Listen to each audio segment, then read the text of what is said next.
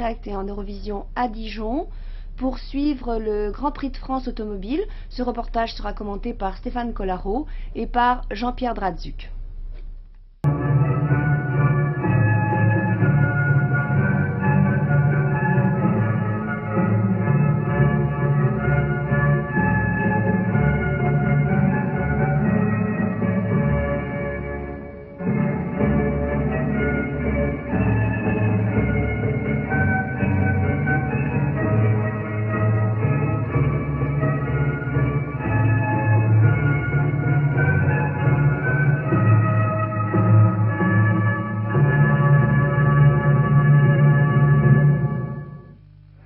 Mesdames, Mesdemoiselles, Messieurs, bonjour. Nous ne vous parlons pas, rassurez-vous, de cet arbre, mais du circuit automobile de Dijon, plus exactement du stade automobile de Dijon-Prénois.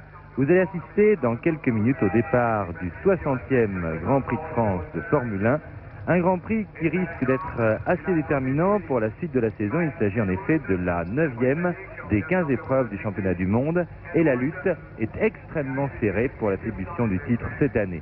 Beaucoup de monde, des milliers et des milliers de spectateurs qui ont envahi le circuit dès 6 ou 7 heures ce matin, des files interminables également pour accéder au circuit. Je pense que le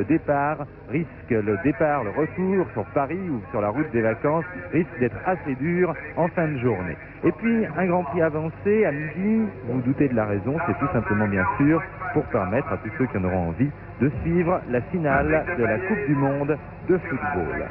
80 tours de circuit à parcourir, un circuit sur lequel le Grand Prix de France se déroule pour la première fois. Il faut dire que ce stade automobile a été inauguré en mai 1972. Il s'agit d'un petit circuit, 3 km 289. Nous allons d'ailleurs accomplir un tour de ce circuit en profitant d'un enregistrement qui a été réalisé ce matin par Henri Carrier lors de la rétrospective des voitures anciennes, des voitures qui ont gagné les Grands Prix de l'ACF dans le passé depuis 1907 et qui ont été réunies ici à l'occasion du 80e anniversaire de l'Automobile Club de France. Vous voyez une ligne droite qui passe devant les stands et puis le double droite, le fil droit.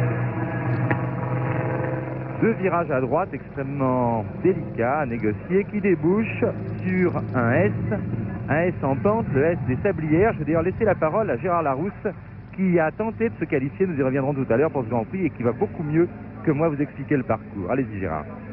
Bien, ce S dans lequel vous voyez les voitures est très difficile à prendre. En Formule 1, il se prend presque à fond. Je pense que les meilleures voitures doivent passer à fond à cet endroit-là. On aborde ensuite une partie encore plus délicate.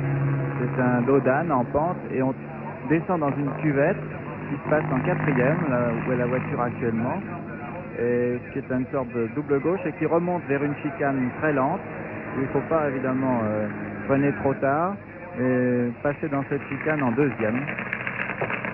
Après quoi, on a encore une longue accélération. On passe à 3e, 4e et de nouveau 3e pour un virage très difficile parce que on arrive dessus et sur les Formule 1 on est très bas dans la voiture, on ne voit pas ce qui se passe derrière le virage, c'est un virage caché, très rapide en 3e, qui commande une toute petite portion de ligne droite. Avant d'attaquer, le virage le plus rapide et le plus important de tout le circuit, c'est le virage qui commande toute la ligne droite, une grande courbe qui se prend à 220 à l'heure. Grande courbe dans laquelle nous voyons en ce moment ces voitures d'époque, ces anciennes voitures qui ont remporté les Grands Prix de l'ACF dans le passé. Vous voyez cette courbe de poids qui se termine en montée et dans lequel d'ailleurs sont produites toutes les sorties de route qui ont été enregistrées au cours des essais, aussi bien celles de Patrick Depailler que celles de Vittorio Brambilla ou celles